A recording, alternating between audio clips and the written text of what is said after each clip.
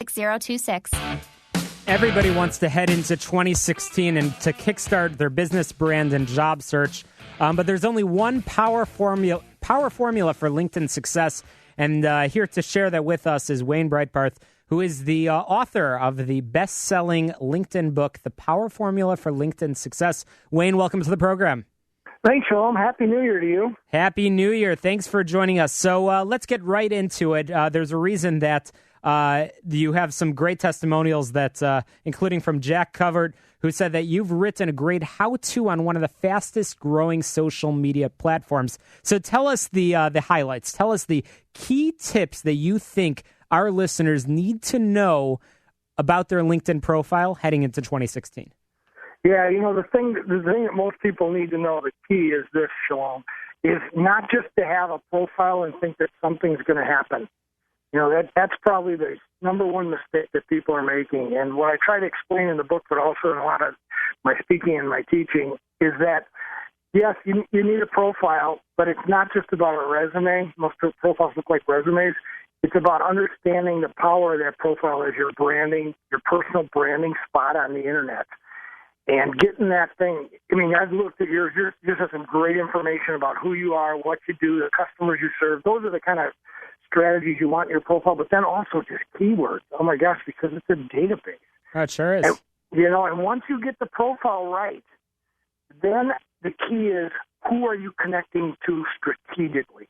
Wayne, you've drafted a 1-hour weekly playbook for results, a LinkedIn game plan of sorts, which involves inviting, following up, engaging, and sharing. So is 1 hour really enough for success on LinkedIn? It is enough as long as you've got sort of your house in order. Once your profile, you can't get that in the hour a week sort of as a startup phase. And I got a chapter in my book that gives you that startup phase thing. But then once that's in place, 1 hour a week's fine as long as you have a program like that playbook. You need a roadmap, and that playbook is a perfect roadmap to just that. So LinkedIn has made so many changes, and there's a section, I'll just pick on one of them, which are interests. How do you feel that our listeners can use that interests section to their advantage? That is one of the most underused little sections on LinkedIn, and here's how you use it.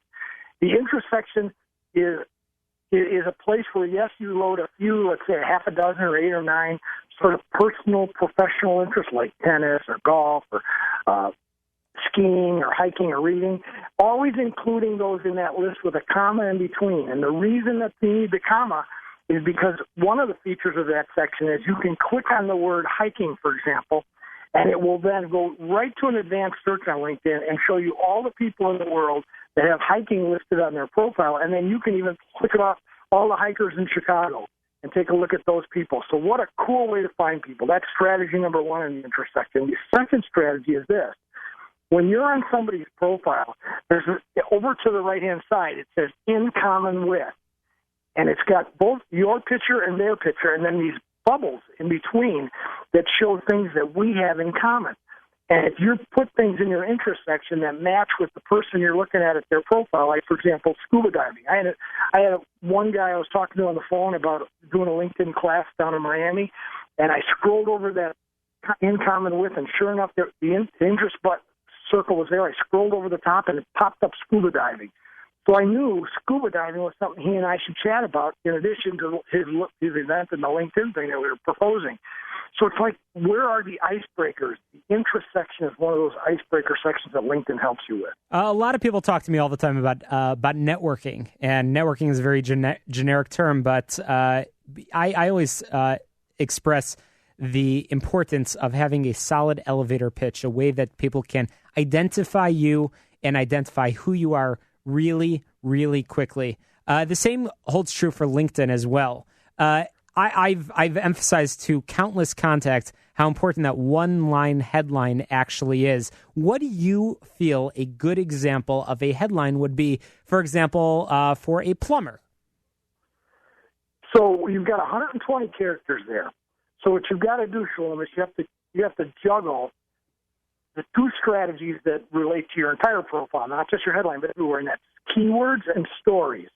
So a plumber would probably put up, he should have the word plumbing and plumber up there somehow. And he would probably, if he's been in business 30 years, he might say, serving the Milwaukee area as serving the Milwaukee's plumbing needs in the Milwaukee area for the past 30 years. Oh, that goes back to the keywords you were saying before. Exactly. So he ends up with plumbing, which is a keyword, but also he ends up with the 30 years, which is part of his story that makes him different. And, I love the idea of the elevator pitch in that 120 characters, but you know where else you should put your elevator pitch in a more extended version is in your summary as well. Fantastic. So let me jump to the sharing piece of your 1 hour weekly playbook in your LinkedIn game plan for success, which again, our listeners can find if they find your fantastic best-selling book on LinkedIn. This is made available to them. But there's a piece in the book about sharing. Is there the right amount of sharing? I sometimes get frustrated when people are just loading up a ton of information, and it just really, I just glaze over it. When I see their name and I see their updates, I'm thinking, TMI, too much over there, too much, let's move on. I prefer short snippets of information, but am I in the minority? The sharing thing has gone through some evolution in the last few years. Like several years ago, LinkedIn filled up your feed with every post from every person you were connected to. And so if one of your friends were in there and posted 4 things like this afternoon, you'd see all 4 right in a row, and that's when you would do just what you said. You say, oh, my gosh, that's 4 things in a row. Well, he happened to be on LinkedIn and liked and commented on 4 things in a row. Now what it does, it handles it more like Facebook, where not everything comes into your feed from every connection. It sort of ranks them based on things that you've read before. It ranks them based on likes and shares and comments. So it's not, that part is not as bad anymore. But what that causes us to do, if we're really going to get strategic on the sharing, is to actually share more stuff, because not everybody gets to your audience. I think more important than the amount of sharing that we do, and most people undershare, is what are you sharing, right? What are you sharing? Are you sharing things of value to your targeted audience? That's really what you got to figure out is who's your targeted audience, and it's probably not your college friends, and say, listen, these are the kinds of things that I'm trying to get in front of the people that I'm really interested in, and the reason I'm on LinkedIn. So I follow a rule called the 631 rule, and that means for every 10, 631 equals 10, for every 10 status updates you post, 6 of them should be from resources and learning places that you learn about things in your industry and your brand and your space. 3 of them should be from you and your company, but also of an interest in educational kind of perspective, not selling anything.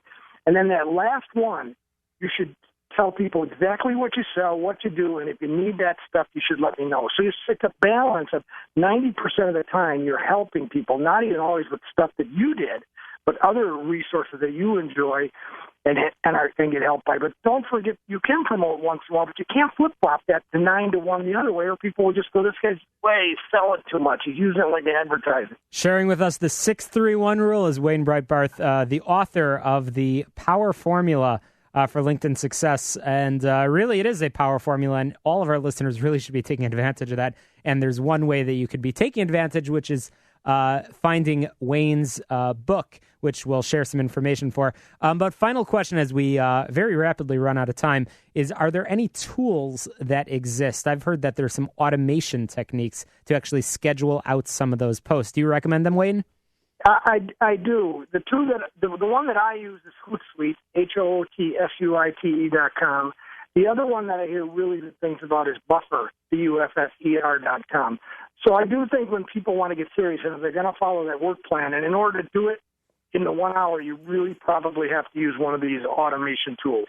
That's great. Wayne Breitbarth, the author of the fantastic Power Formula for LinkedIn Success. We appreciate your time on the show. We'll check back in with you throughout 2016 to hear more of ways that our listeners can take advantage of LinkedIn. But most importantly, how can our listeners get a hold of you if they want to talk about LinkedIn or certainly find your book?